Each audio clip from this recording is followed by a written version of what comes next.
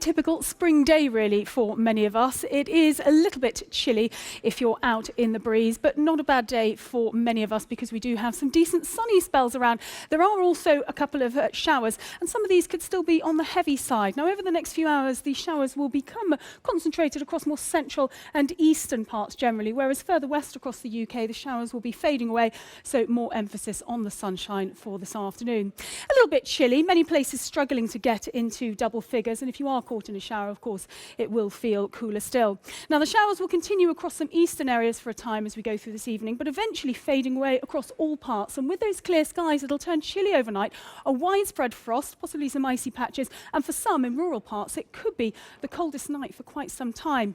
So a chilly start on Monday morning, a little bit of patchy fog, particularly across some eastern areas first thing, but then some sunshine to come. Out towards the west, though, it's a different story because here we will have a band of rain moving in, so turning quite to damp for the afternoon for Northern Ireland, Wales, and across the southwest of England as well. But I'll have more details for you, of course, in around half an hour.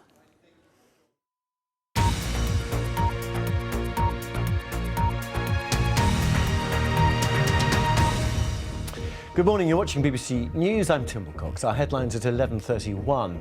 Malaysia receives new satellite imagery from France showing potential debris from the missing flight MH370 in the southern Indian Ocean. NATO's top military commander claims Russia is acting more like an adversary than a partner. General Philip Breedlove says Russian forces at Ukraine's eastern border are very, very sizable and very, very ready. The head of the Royal College of GPs warns that general practice is under severe threat of extinction because increasing demand for care and dwindling budgets. The Department of Health in England says action is being taken to encourage more people to train as family doctors.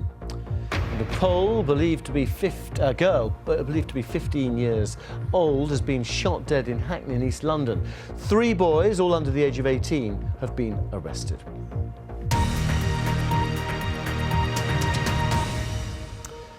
More news from me at midday. Now, though, on BBC News, it is time for Click with Spencer Kelly and his team taking a look at the technology that's helping to transform the way children learn in schools. This is going to be great. This is going to be so good. First day on the job as a supply teacher. I've got my lesson plans sorted. I'm going to let the kids call me by my first name. No, my Twitter handle. They're going to love me.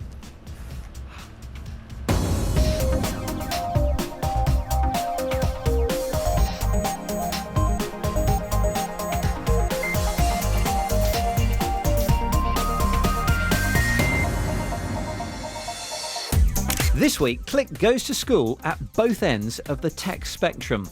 We'll get hands-on with the simple phone that's teaching Afghans to read and write, and we'll meet the Norwegian teacher who prefers Facebook to textbooks.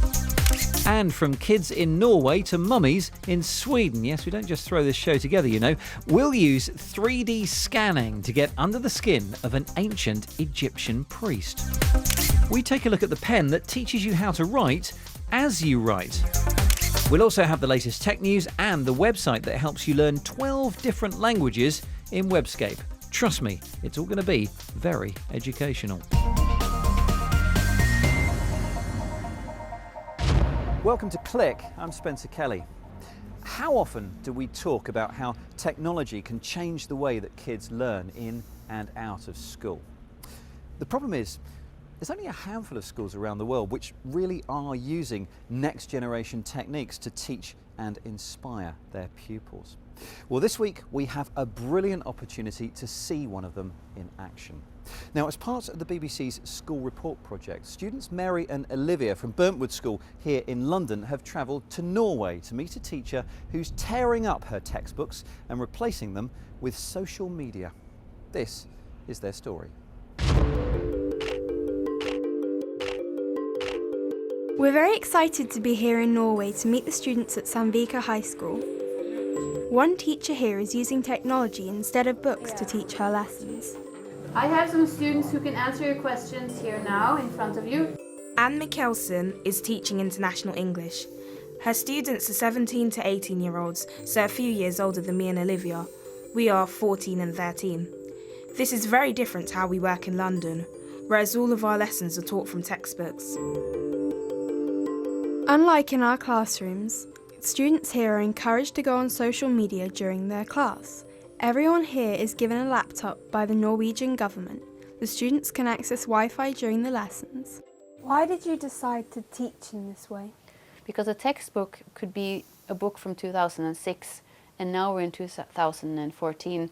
So the content won't change in the book, but it will otherwise, if things are happening in the world. And with my subject, like international English, it's good to use the net and find the resources there instead of in a book. The day started with a Skype call to a classroom in South Africa. The Wi-Fi is going all the way over Europe, all the way over Africa. But the technology was not working perfectly, so we got to speak to the students without a video feed. But it would have been great to have been able to see them, to get a picture of what their school was like. The students use blogs to write up their homework. They also use Twitter hashtags to share their lessons and help each other online. They have a Facebook group where Anne can post reminders about their homework and where they can help each other with lessons. We thought this might be distracting for the students. If they're doing a task on the Facebook group, do you think and a message popped up, do you think they'd click that and check it? Yes, there is a risk. There's a risk if the teacher doesn't pay attention to what's going on in the classroom. And there's a risk if I would just say, here is the task, I'll be back in a couple of hours, because then they probably would do a lot of other things. The students realise they are lucky to have access to all this technology. All around the school are posters of students in Lesotho. Sandvika is fundraising to build a new school there. We spoke to one of the students, Leah, who is involved with the project and has been to Lesotho. The project funds their internet connection, and we've been sponsoring that since the beginning. Last time people from our school visited, they brought down a couple of laptops, and when we visited, we brought down some more laptops. So we had to give them obviously basic we had to teach them how to use like Word and how to open internet, because they've obviously never seen computers before, most of the children, and it's quite amazing really how little some people in the world know about internet and social media and everything like that. The Norwegian students see us as having much less access to technology in the UK as well. Do you think we'd be at a disadvantage because we don't use as much technology? Yeah, I think so, because when you start your work life, you are going to use computers all the time. But if you're not using computers and getting to know the computer as it is right now, you have a real disadvantage when it comes to your future life. Seeing all the social media being used in the classroom, we wondered whether technology will replace school life as we know it now. Do you ever worry that in the future they're not going to need teachers to teach the lessons, that everything will be just on the computer? That's a good question. I think teachers have to realize that students can learn without the teacher. So I think that schools need to be very relevant. You have to be an alternative to sitting alone in your home and working, right? You have to come to school because we're going to Skype with South Africa, we're doing some questions, we're working on a project that we need more people to be on, right? So I think the teachers should realize that students are learning on their own as well. Back in our school in London, the older students already use blogs. We think we should use technology more in our classrooms. It would be great to have iPads and laptops for our lessons, but it wouldn't be as easy to fund this in the UK. It would also be great if we could use technology to share our ideas in the same way they do in Norway, through a group discussion board or an app that is accessible only to students in the school. We don't think it's good to combine our personal social media with schoolwork in the same way they do in Norway. Olivia and Mary in Norway. And you can see that film along with thousands of other reports from schools around the UK from this Thursday, School Report Day, at bbc.co.uk/school report. Now, whether you use social media, video conferencing, or just plain old books, it is easy to take education for granted. But in many parts of the world, anything is better than nothing. In Afghanistan, 75% of people are illiterate, and many institutions are trying to throw sophisticated and expensive technology at the problem. However, the solution may actually lie in a much simpler device. Now, you might not know this, but Click has a sister program which broadcasts to Iran, Afghanistan and Tajikistan. And the team there discovered some software that allows the simple and, importantly, very plentiful candy bar style mobile phone to teach someone to read and write. In Afghanistan, the Ministry of Education has distributed 5,000 laptops for the One Laptop per Child project to schools in Kabul and elsewhere. And it's hoped that the cheap Indian laptop called Akash will be added to these soon. But with so many people to teach, this is, of course, nowhere near enough. Unfortunately, the laptops were still pretty expensive by Afghan standards. So we came up with the concept of Ustad Mobile here, which is putting the same education experience with audio, video, quizzes and games into $35, $40 mobile phones, candy bar style, that are commonly owned by Afghans. With financial help from the US State Department, the Payvestun company produced a course using the Ustad mobile application for teaching Dari and Pashto literacy. People assumed that these phones didn't have any real capabilities. Yet I knew as a programmer that those phones that support what you call Java Micro Edition are almost the same as 1997 computers. They can store information, process, run programs, run quizzes, run games, connect to the internet. All of this was possible. From the beginning, Ustad Mobile has been designed as an open source project. There's also an Android app version for smartphones and tablets, and an iOS version is in development. Perhaps the coolest thing about Ustad Mobile is it's an Afghan export. We took it from what worked in Afghanistan. I went to Zambia, trained people there, and they are now using the same software, the same systems to make courses for literacy in the 7 languages of Zambia. Instead of education technology being about some shiny particular device, it's about the content, it's about the learning, and the device is whatever device you want to use. Of course, we'd love to hear your thoughts on what you've just seen, so email click@bbc.co.uk or get in touch with us on Twitter. We are @BBC Click. Next up, it's a look at this week's tech news. Google's eyeing up the smartwatch market. It's released a new version of its operating system, Android, for wearables. These smartwatches give a taste of the style that Google's aiming for, together with its manufacturing partners and fashion brands. The first devices, which will make use of the voice-controlled Google Now interface, are expected later this year. Sony has unveiled a virtual reality headset for its PlayStation 4. Project Morpheus has been 3 years in the making. The device features a full HD display with a 90-degree field of view and is equipped with positional head tracking. Sony admits it's counting on innovative developers to help make the games that will sell the hardware. Can't put a name to a face? Ask Facebook, which is now using the world's largest collection of photos, its own, to develop a program that can recognize a face before it's tagged. DeepFace can determine whether 2 photos of a face are of the same person, claiming 97% accuracy. The tech brings Facebook's current facial recognition software to an accuracy level almost on par with humans. And finally, for anyone that wants to use social media's power to disconnect, a new app called Cloak helps you avoid your friends. The Antisocial service uses public location data from social networks such as Foursquare or Instagram to alert users when friends are believed to be nearby. Useful for avoiding the boss. Tapping on screens and keyboards is all very well, but we do still need to learn how to write with a pen, at least for the moment. Well, next month, a new German-based outfit will introduce a pen into schools in the UK, Austria and Germany, which it claims will warn us if we make a mistake. Dan Simmons has been to try out the pen that could help us learn as we write. Leon loves his toy helicopter, and it proved to be the inspiration his father needed to help Leon and potentially millions more learn how to write. I have these small helicopters in mind, so they fly around and they have a motion sensor on it. And I think if these helicopters can fly around with this motion sensor, we can have a pen with the same motion sensors getting the handwriting. So that's the core of the idea. As Leon makes some mistakes during his homework, my wife say, oh, the pen should give him a signal. It can be an electroshock or whatever.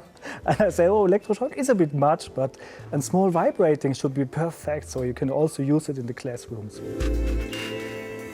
And this is one of the first prototypes of the LearnStift, or Learning Pen.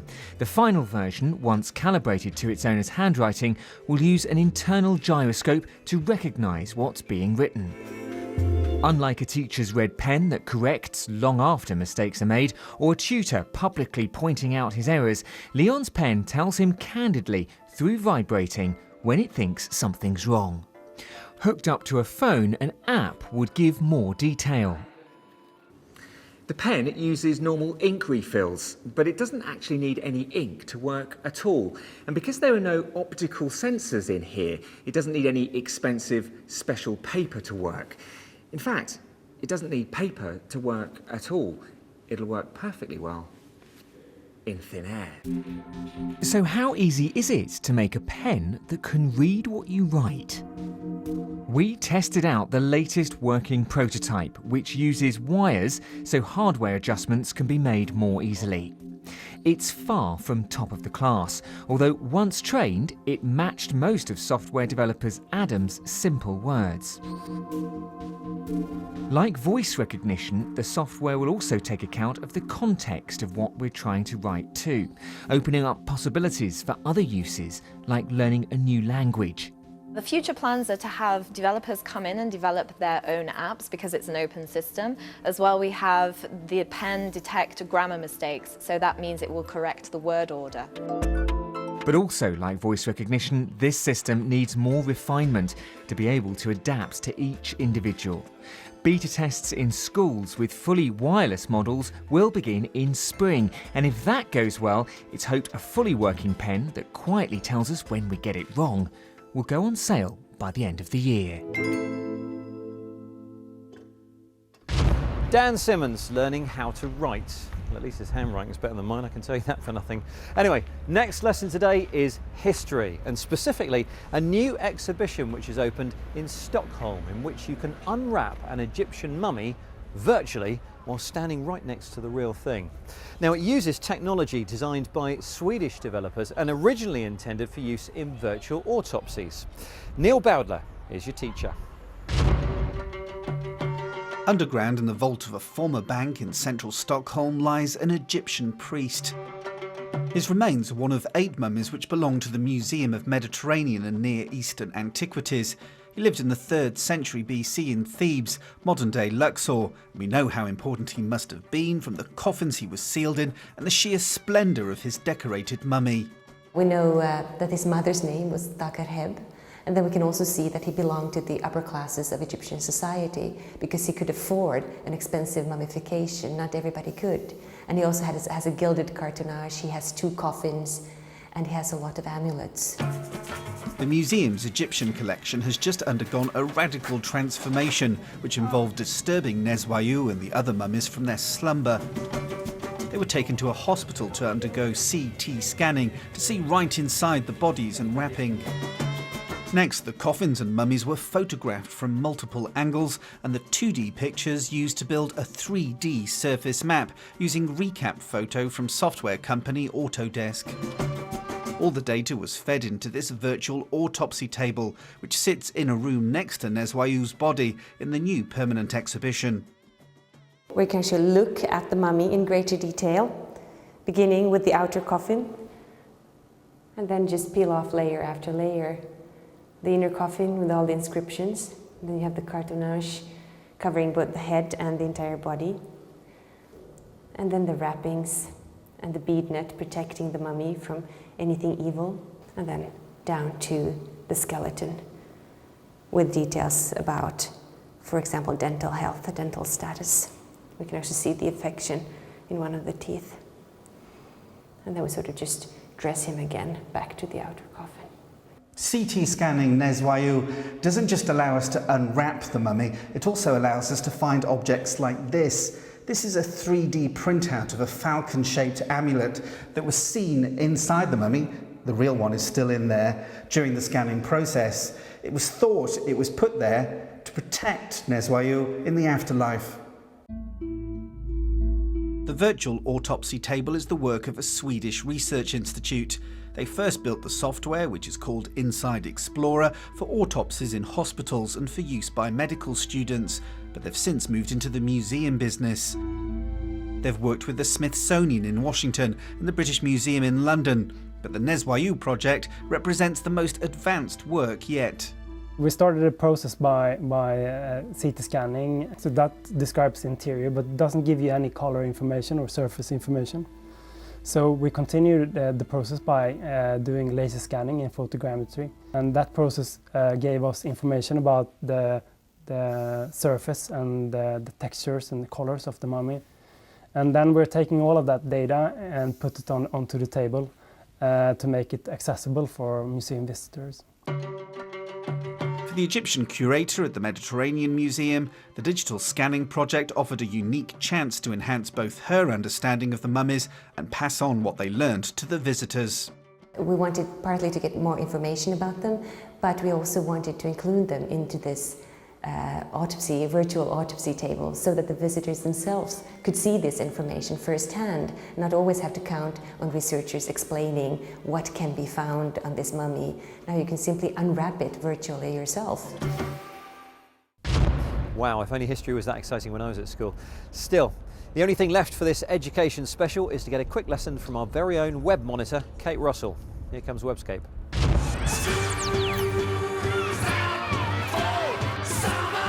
School's never out online. Ciao, come stai? Busuu is a social learning platform that teaches 12 languages using colourful buttons, clicks and drag-and-drop interactivity. It's social because users connect with each other to assess and monitor results. In this increasingly mobile world, the addition of the smartphone apps is a great idea, as it allows users to make the most of time spent on the train or the bus. And mobile app use in general increased 115% last year. And already, Busuu are reporting over half its users logging on to learn through the apps. There are lots of initiatives to encourage youngsters to learn coding right now.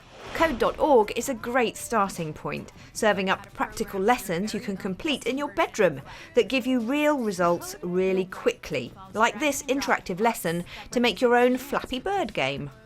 Drag and drop programming is the easiest way to learn. It's even how university students start learning to code. But under the hood, each of these blocks is represented by real code. If you take a look at the workspace, there are some green blocks that are filled in for you. These are event handlers. Just so you know, the creator of Flappy Bird was making about $50,000 a day in advertising before he took the iPhone app off the market. Or how about 17-year-old Nick D'Aloisio, who can not only count uber-famous tech evangelist Stephen Fry among his friends, but also sold the news app he created, Sumly, to Yahoo last year for almost $30 million. There is no reason why that couldn't be you if you're prepared to work hard enough. The Year of Code is a project running this year to nurture the coders of the future with great support, advice and loads of other resources where you can pick up computer skills free of charge. I know that she can beat them. Oh, Yoshime. A couple of resources for educators next.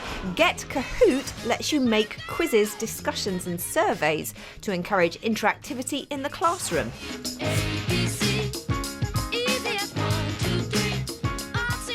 The quizzes can be run on any platform, so if you have students who won't put their smartphones away, what better way to focus their attention on the lesson than getting them to interact on their own devices? Before you know it, Snapchat and Facebook will be forgotten and a whole lot more learning can begin. And if you're still hungry for education resources, this blog by a teaching professional has compiled over 190 free teaching and learning activities for you to dip into.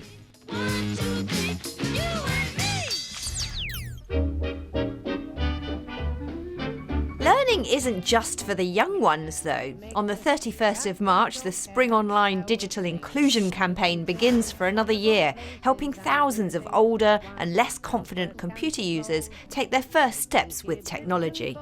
Show a lot of these and those, springtime's here again.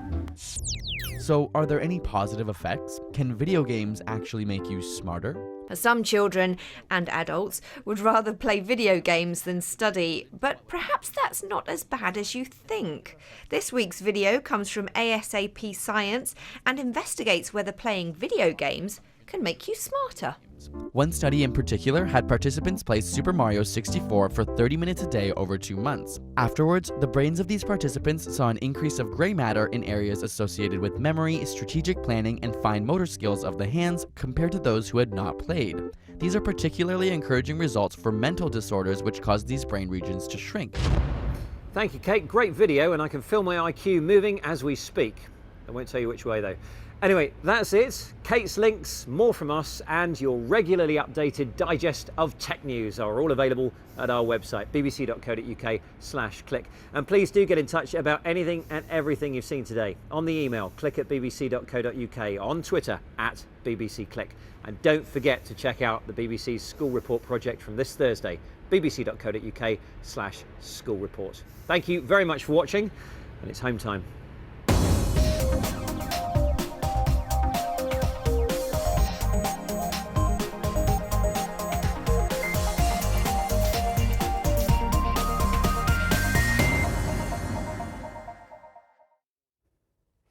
Hello there. We're going to take a slightly longer range look at the weather now, but I can tell you that unfortunately we're not expecting things to dramatically warm up. We're not going to be seeing the temperatures that we had last weekend. It's going to stay a little on the chilly side, much as it is today. In fact, we've got quite a brisk breeze blowing. There is some sunshine around, so not too bad if you manage to dodge the showers, but there are a fair few of those around, and some of them could still be a little on the heavy side. Now, the showers will be concentrated through the rest of the afternoon across central and eastern parts, particularly through central and eastern England, whereas further west the showers will be continuing to fade away here, so more in the way of sunshine. And if you manage to get out of that breeze, then I suppose not too bad, but temperatures nothing special really. So although it's dry and quite bright and sunny for much of Scotland this afternoon, we'll only see highs of around 6 or 7 degrees for many, maybe a fraction warmer for Northern Ireland, up to 9 degrees there in Belfast. A little bit of patchy cloud around, maybe still the odd rogue shower. But then as we head further south, well, Wales and the southwest of England enjoying a fine afternoon, still some quite brisk winds around, and those showers continuing through the Midlands and over towards East Anglia in the southeast. Could even be some hail around as well, so be prepared for that. Now, through this evening and overnight, we keep those showers going across those eastern areas for a time before these too fade away. So for most of us into the small hours, it's going to be dry with clear skies, and that will allow the temperatures to fall quite sharply. In fact, we're expecting a widespread frost across the UK, but in some rural spots we could be as low as, say, -3 through central parts of England and Wales, -5 or -6 further north. So that'll be the coldest night for quite some time. So it could be a little bit icy in the morning if the roads are wet after those earlier showers, and there will be a little bit of patchy mist and fog as well underneath that little ridge of high pressure. But out towards the west we start to see some changes as the day goes on, because here a weather front will start to move in, and that will bring more cloud and some outbreaks of rain. So turning quite wet by Monday afternoon for Northern Ireland, much of Wales and the southwest of England as well, but elsewhere it should stay largely dry with again some long spells of sunshine, although the cloud will be increasing from the west. Again, those temperatures no great shakes, struggling to get into double figures, maybe as high as 10 or 11 for a few of us. And then by Tuesday, well, here's our weather front. As you can see, it's made more progress eastwards, but I think it'll be lingering around. It may well start to come further west again, so there will be some outbreaks of rain around on Tuesday. And then further ahead into the week, Wednesday and Thursday, we will have some long spells of sunshine in places, but also quite a few showers. So be prepared for a little bit of everything. And as I said, it will stay a little on the chilly side. But you can get more details, of course, at any time by heading to our website.